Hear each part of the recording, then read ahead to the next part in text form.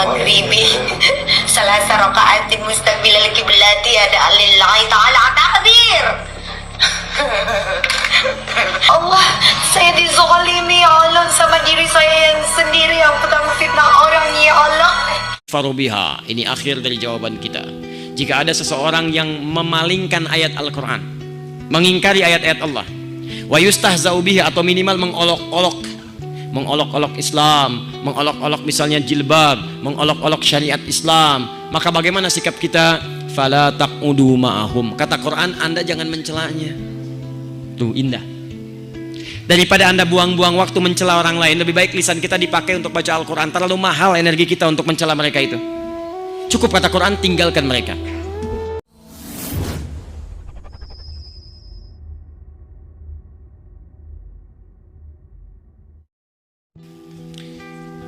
Apa saran Ustadz atau pendapat Ustadz tentang ada kelompok atau golongan yang terus-menerus menghina agama kita, baik dari non-muslim ataupun muslim sendiri, baik itu dari tokoh yang duduk di pemerintahan ataupun orang biasa? Terima kasih. Kasih diterima. Baik.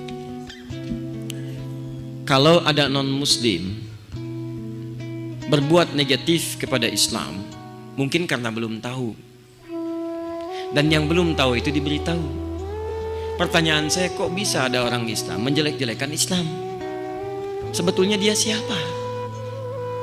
Karena orang yang memeluk sesuatu itu tidak akan mungkin melukainya. Anda memeluk anak Anda, apakah mungkin saat memeluk Anda melukainya? Anak Anda dipeluk, sini sayang, tiba-tiba dijitak, plak. Tidak mungkin. Peluk itu tanda sayang. Anda memeluk Islam, masa Anda melukainya? Mustahil. Jadi kalau ada orang kemudian mengatakan muslim, kemudian dia melukai Islamnya, maka ada yang salah dalam keislamannya. Minimal munafik. Minimal itu kata Quran. Hati-hati. Quran surah keempat ayat ke-140, posisi paling kiri sebelah bawah. Ini sikap bagi orang munafik. Cirinya kadang kalimat-kalimatnya bagus. Cirinya di Quran surah kedua ayat 204 sampai 207. Wa minan nasi may yu'jibuka qawluhu fil hayatid dunya wa yushhidullaha ala ma fi qalbihi wa huwa aladdul khisam. Di antara sementara orang ada yang kalau bicara kata-katanya begitu menarik, retorikanya cantik, kalimatnya bagus, kadang-kadang membawa nama Allah, ayat Quran dipotong-potong, padahal dia musuh yang paling bahaya. Coba Anda lihat, ada mengaku muslim tapi bisa mengatakan kalimatnya bagus. Semua agama itu sama, menuju pada Tuhan yang sama, cuman caranya beda-beda. Pernah dengar kalimat itu? Siapa yang mengucapkan? Tuh, kalimatnya bagus, seakan-akan menarik, kata Quran, padahal dia musuh yang paling nyata. Itu sudah jauh-jauh hari diperingatkan oleh Nabi. Anda buka hadis Muslim jilid yang pertama halaman 111, bab yang keempat, hadis nomor 6, paling kiri sebelah atas di kitabnya. Rawinya sahabat Abu Hurairah radhiyallahu ta'ala anhu. Kata Nabi, sayakunu fi akhir ummati dajjaluna kadzabun. Akan muncul di akhir-akhir umatku nanti para pendusta yang pintar-pintar. Ada Dajjal, ada Masih ad-Dajjal. Kalau Dajjal saja bukan makhluknya, tapi mengambil sifatnya. Di antara sifatnya pintar.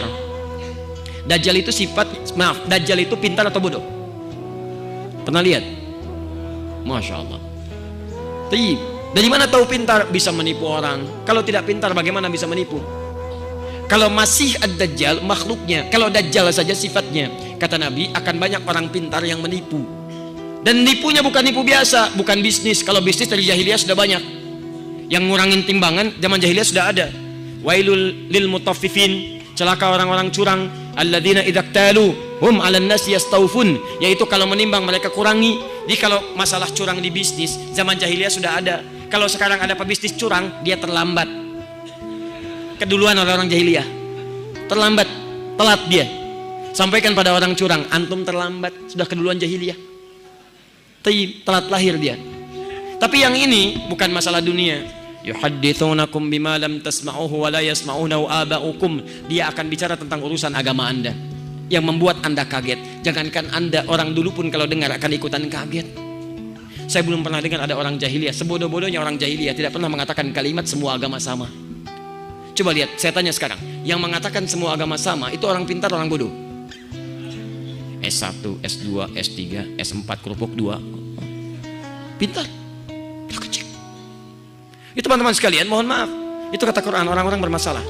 Nah, menyikapi orang seperti ini, dalilnya Quran surah 4 ayat 140. Wa qad nazzala 'alaikum fil kitab, telah tetap ketentuan dalam Al-Qur'an, an idza sami'tum ayatillahi yukfaru biha. Ini akhir dari jawaban kita. Jika ada seseorang yang memalingkan ayat Al-Qur'an, mengingkari ayat-ayat Allah, wa yustahza'u bihi, atau minimal mengolok-olok Islam, mengolok-olok misalnya jilbab, mengolok-olok syariat Islam, maka bagaimana sikap kita? Fala taqudu ma'ahum. Kata Quran, Anda jangan mencelanya. Tuh indah. Daripada Anda buang-buang waktu mencela orang lain, lebih baik lisan kita dipakai untuk baca Al-Quran. Terlalu mahal energi kita untuk mencela mereka itu. Cukup kata Quran, tinggalkan mereka. Tinggalkan. Jadi kalau ada majlisnya jangan dihadiri. Kalau ada bukunya jangan dibaca. Kalau ada siarannya jangan didengarkan.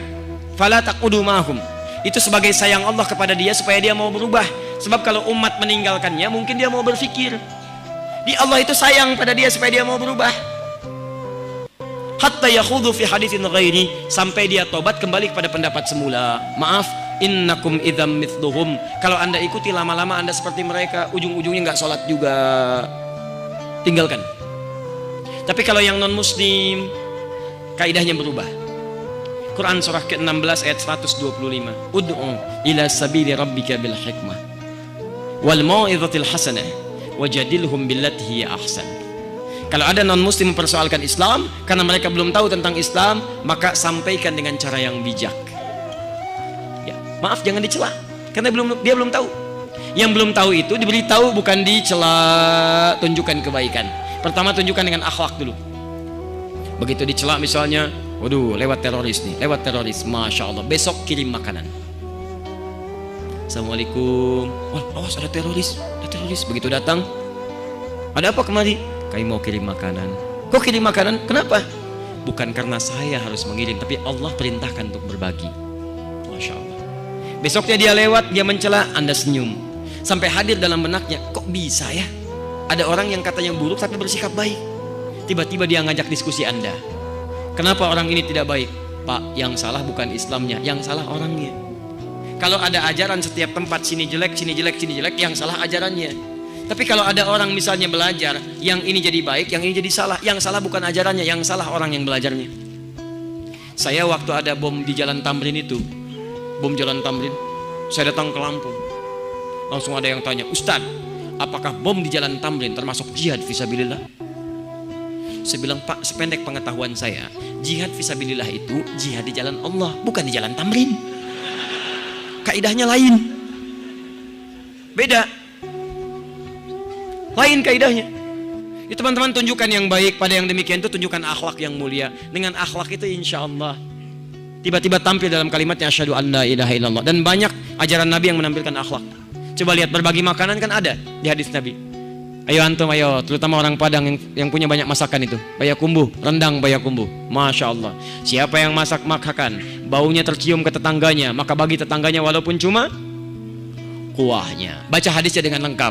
Maksud kuahnya itu kalau antum masak kuahnya saja. Tapi kalau dengan rendangnya, bagi dengan rendangnya.